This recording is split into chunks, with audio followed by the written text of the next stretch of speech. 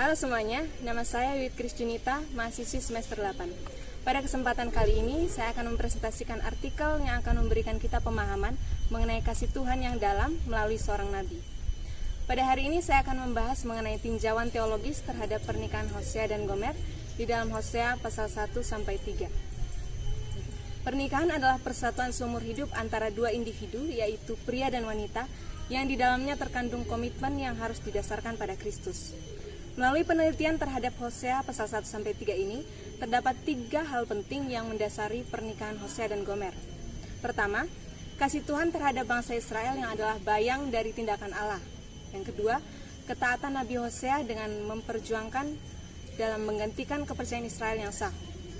Yang ketiga, pernikahan ini adalah gambaran dari kerajaan Allah yang kekal, yang juga sama seperti hubungan Kristus dan jemaatnya.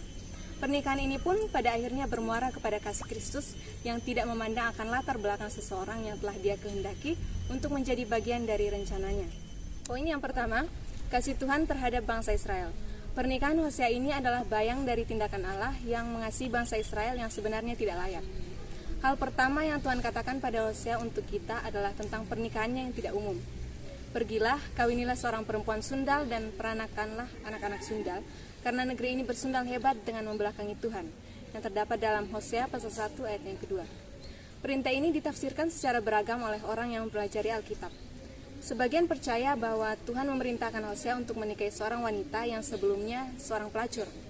Orang lain berpendapat bahwa dengan mengambil seorang pelacur jadi istri, hanyalah menunjukkan kalau dia harus menikahi wanita dari kerajaan Israel, daerah yang bersinar rohani. Di kedua pendapat itu, jelas bahwa perempuan itu adalah seorang wanita yang sangat dipengaruhi oleh moral yang merosot dalam masyarakatnya. Dan Tuhan ingin menggunakan hubungan pribadi Nabi ini dengan wanita itu sebagai bahan pelajaran tentang hubungan dia dengan umatnya yang tidak setia. Apapun masa lalunya, kelihatannya di mata Tuhan ada bukti pertobatan yang jujur dan iman kepada Tuhan. Mungkin perempuan itu berespon pada pelayanan Hosea yang penuh roh, dan Hosea merasa hatinya tertarik pada perempuan itu dengan kasih yang tidak egois. Tuhan mengarahkan Hosea untuk mengambil perempuan itu sebagai istrinya, dan demikianlah Gomer, anak perempuan dari Diblaim, menjadi istri dari Hosea. Seorang pelacur bercinta dengan banyak kekasih, dan karena pelanggarannya diserahkan kepada binatang buas. Setelah dia kembali ke suaminya, dia sama sekali tidak dikatakan diperdamaikan dengan suaminya, melainkan untuk ditunangkan. Terdapat perbedaan antara persatuan Tuhan dan persatuan manusia. Ketika seorang pria menikah, ia mengubah seorang perawan menjadi seorang wanita. Tetapi ketika Tuhan memakai seorang pelacur, Dia mengubahnya menjadi perawan. Hari-hari pertama pernikahan mereka merupakan saat yang indah, saat cinta mereka mulai bertumbuh, dan Tuhan memberkati kesatuan mereka dengan memberi seorang anak. Sehingga hati Hosea dipenuhi dengan sukacita, dan ia yakin kalau pernikahannya akan lebih baik dari sebelumnya, dengan kehadiran seorang anak untuk mencerahkan rumah mereka. Kemudian Tuhan menamakan bayi itu karena namanya merupakan nubuat penting bagi bangsa itu, dan menamainya Israel. Walaupun kerajaan ini makmur untuk sementara, kehancurannya sudah di depan mata, dan itu akan terjadi di lembah Israel yang terdapat dalam Hosea pasal 1 ayat 4 dan 5. Setelah kelahiran Israel, Hosea melihat perubahan pada diri Gomer. Dia menjadi tidak tenang dan tidak bahagia, seperti burung terperangkap dalam sangkar. Hosea pergi berkhotbah mendorong bangsa yang tersesat ini untuk berbalik dari dosanya dan percaya Tuhan untuk keselamatan dari ancaman bangsa sekitar. Marilah kita berbalik pada Tuhan merupakan tema dari pesan Hosea, dan dia menyerukannya berulang kali dengan kuasa, yang terdapat dalam Hosea pasal 6 ayat 1. Tapi Gomer kelihatannya semakin kurang tertarik dalam pelayanan Hosea. Dia bahkan mungkin menuduh Hosea lebih memikirkan khotbahnya daripada dirinya. Dia mulai mencari kesibukan lain dan menghabiskan lebih banyak waktu di luar rumah. Hosea ingin melihat Gomer kembali ke sisinya sebagai istri yang setia, dan dia percaya Tuhan bisa melakukannya. Satu hari berita datang bahwa Gomer telah dibuang oleh kekasihnya. Gomer sudah menjual dirinya ke dalam perbudakan ini dan menyentuh hal yang paling dasar. Pastilah sekarang Hosea sudah melupakannya, tapi ternyata ia tidak bisa melepaskannya, dan Tuhan berkata, "Pergilah lagi, cintailah perempuan yang suka bersundal dan berzina, seperti Tuhan juga mencintai orang Israel, sekalipun mereka berpaling kepada allah-allah lain dan menyukai kue kismis," yang terdapat dalam Hosea pasal yang ketiga ayat yang pertama. Bahaya besar saat suami dan istri hanya memiliki sedikit kesamaan perhatian. Kadang suami pergi ke arah ini dan istri menuju ke arahnya sendiri. Mereka memiliki kelompok teman sendiri dan sedikit komunikasi untuk mendekatkan keduanya. Suami yang disibukkan dengan pekerjaannya mungkin merupakan faktor utama keterpisahan ini. atau mungkin kegiatan istri di luar rumah mengakibatkannya melalaikan keluarga. Itu sebenarnya ketidaktertarikan keduanya terhadap Tuhan. Tapi itu mengakibatkan bencana besar. Para suami dan istri perlu melakukan sesuatu bersama dan tertarik pada kegiatan pasangannya. Dalam kisah ini, tanggung jawabnya jelas terletak pada Gomer daripada Hosea. Dia tidak membagi kasih suaminya pada Tuhan dan justru hal ini membawa kepada penderitaan batin yang tak henti-hentinya. Alkitab tidak memberi kita detil kejadiannya, tapi mengizinkan beberapa spekulasi menyangkut perkembangan gaya hidup yang membawa pada situasi tragis yang akan kita lihat kemudian. Ketidakhadiran Gomer di rumah mungkin menumbuhkan perasaan penyesalan akan kecurigaan tentang ketidaksetiaannya pada Hosea. Hosea terbangun dan bergumul dengan ketakutannya. Dia berkhotbah dengan hati berat selama itu, dengan kecurigaannya diteguhkan saat Gomer mengandung lagi. Kali ini perempuan dan Hosea yakin kalau anak ini bukan darinya. Melalui arahan Tuhan, dia menamakannya Lo-ruhama, yang berarti tidak dikasihi, yang menunjukkan bahwa dia tidak akan menikmati kasih ayah sejatinya.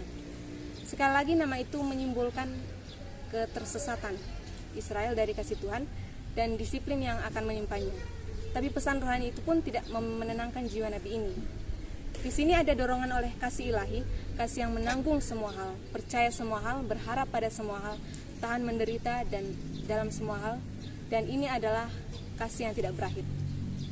Kita heran bagaimana ada orang bisa mengasihinya sekarang, tapi Hosea membawanya dari perbudakan dengan 15 shikal perak dan 1,5 homer jelai yang terdapat dalam Hosea pasal yang ketiga dan yang kedua.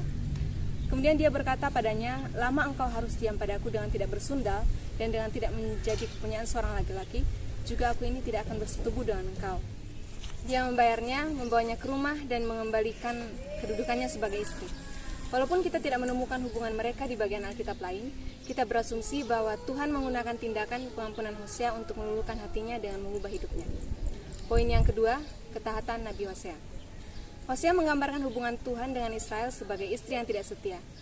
Sulit untuk melepaskannya dari perasaan hubungan Hosea dan Gomer. Di antara kedua pasal dengan jelas digambarkan tentang kisah menyedihkan itu. Dia memohon padanya, dia mengancam mencabut hak warisnya, tapi dia tetap lari dengan kekasihnya karena mereka menjanjikan hal materi yang berlimpah. Dia mencoba menghentikannya beberapa kali, tapi dia tetap mencari teman dalam dosanya. Hosea harus mengambil dia kembali dalam pengampunan kasih, dan mereka akan mencoba kembali. Tapi perdebatannya berlangsung singkat dan dia bersundal lagi dengan kekasih baru.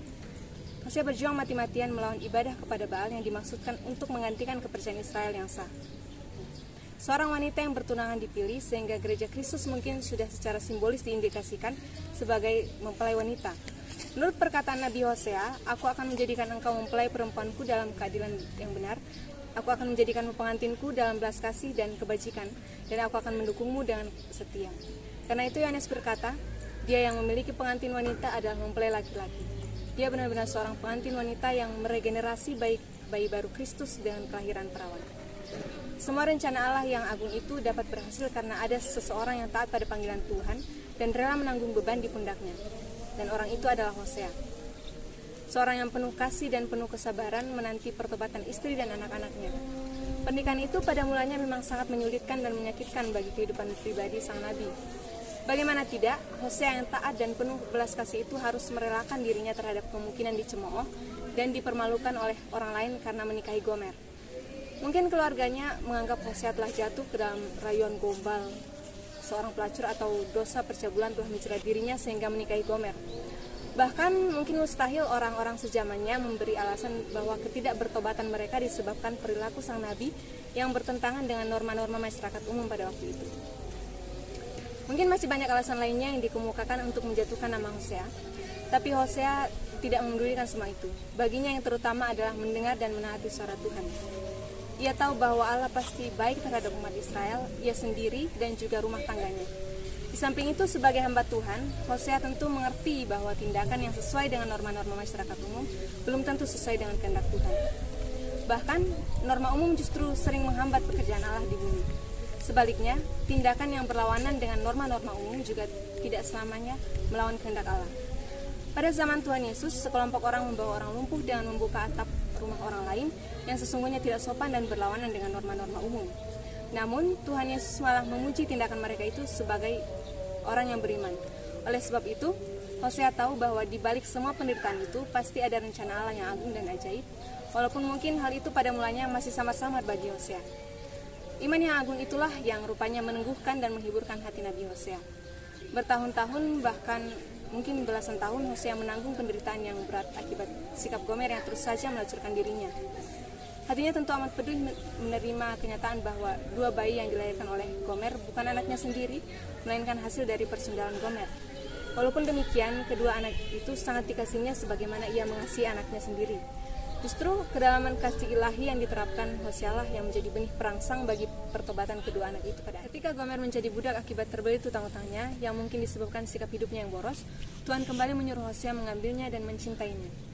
Hosea pun dengan penuh dedikasi melakukan semuanya secara tuntas. Dalam semua penderitaan batin itu, tidak sekalipun Hosea kedapatan mengeluh kepada Tuhan. Ketaatan sepenuhnya yang didasari oleh iman yang teguh sudah menjadi ciri khas Nabi Hosea sepanjang hidupnya. Ternyata benar, ketaatan Hosea itu mendapat pahala yang tidak ternilai harganya. Peragaan itu akhirnya membuahkan nilai-nilai kekal, yaitu pemulihan jiwa-jiwa yang dimenangkan bagi Tuhan, yaitu umat Israel dan terutama keluarganya, sebagai sebuah kisah hidup yang berakhir dengan manis. Poin yang ketiga, pernikahan ini adalah gambaran dari kerajaan Allah yang kekal. Pernikahan Hosea ini adalah bayang dari tindakan Allah yang mengasihi bangsa Israel yang sebenarnya tidak layak.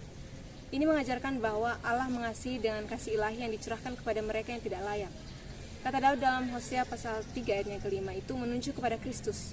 Kata Daud bukan menunjukkan gambaran yang sudah berlalu, tetapi menunjukkan gambaran yang akan datang, yaitu Kristus. Ini adalah suatu nubuatan mesianik. Sang Mesias ini akan datang dari keturunan Daud yang akan menjadi raja dan segala lutut akan bertelut kepada Kristus. Pada satu sisi, pernikahan Hosea berbicara tentang Kristus yang mengasihi manusia termasuk orang berdosa. Ini juga gambaran perintah Allah kepada Hosea yang mengambil pelacur sebagai istrinya. Hosea mengawini Gomer bukan karena dia bernafsu kepada Gomer, tetapi itu semua karena perintah Allah, maka Hosea menikahi Gomer dan itu bentuk ketaatannya kepada Allah. Karakter Hosea digambarkan sebagai karakter spiritual. Hubungan Allah dengan Israel akhirnya digenapi dalam Kristus. Tanpa iman, kita tidak akan bisa mengerti kenapa Yesus harus mati di salib. Pernikahan ini adalah gambaran dari kerajaan Allah yang kekal. Kerajaan Allah ibarat seperti pernikahan. Setiap orang memahami menurut kapasitasnya dan menafsirkan sesuai dengan apa yang dianugerahkannya. Hubungan suami istri sama seperti hubungan Kristus dan jemaatnya. Ini seolah-olah melawan hukum Allah. Ini bukan hanya sekedar menerima kembali, tetapi memperlakukan istrinya sebagai istri barunya yang layak dicintai dan dihormati. Nah, Hosea menebus Gomer dari perbudakan pelacuran, artinya ada harga yang harus dibayar. Jadi Hosea tidak mengambil Gomer secara gratis walaupun itu istrinya, tetapi karena Gomer sudah kembali kepada pelacuran, maka Hosea harus menebusnya kembali. Secara spiritual, maka Allah menebus bangsa Israel. Jika dilihat secara kristosentris, maka ini adalah penebusan Kristus yang harus dibayar untuk menebus kembali. Tebusan seperti itu menunjukkan bahwa Hosea itu miskin, tetapi karena ia mengasihi istrinya, maka ia mengorbankan segala sesuatunya. Dan jika kita melihat Hosea pasal 1 sampai pasal yang ketiga ini, kita bisa melihat hubungan antara bangsa Israel. Hosea dan Gomer secara simbolikal itu menunjuk kepada hubungan antara bangsa Israel dan Allah. Bangsa Israel di sini dikaitkan dengan hubungan pernikahan. Maka sekarang Roh Kudus yang ada dalam diri umatnya itu bisa membuatnya dapat berelasi dengan Allah. Jika roh kita dengan Roh Kudus menyatu, maka kita bisa tahu bagaimana kita berelasi dengan Allah. Hubungan suami istri sama seperti hubungan Kristus dan jemaatnya. Sama seperti Hosea yang menikah dengan pelacur, Allah sendiri mau mengambil rupa manusia yang sudah berdosa. Ia menunjukkan bahwa inkarnasinya itu berarti Allah mau mengasihi manusia seperti Gomer yang sudah menyimpang dan sudah berdosa. Secara tipologi, Hosea adalah gambaran atau bayangan hubungan Allah dengan bangsa Israel. Dan secara historikal dan tipologikal, setelah janji-janji Allah kepada bangsa Israel, Allah menyuruh Hosea kembali untuk mengambil atau mengutus Gomer. Ini adalah satu realitas bahwa kasih Allah itu juga dicurahkan bagi orang-orang yang tidak layak. Jadi, latar belakang seseorang tidak menjadi suatu ukuran untuk Tuhan mencurahkan kasih-Nya. Dia akan tetap mencurahkan kasih-Nya yang dalam kepada setiap orang yang percaya dan berharap kepadanya. Demikianlah pembahasan artikel mengenai tinjauan teologis pernikahan Hosea dan Gomer dalam Hosea pasal 1-3. Kiranya pembahasan ini dapat memberkati saudara sekalian. Terima kasih sudah menonton. Tuhan Yesus memberkati. Dadah.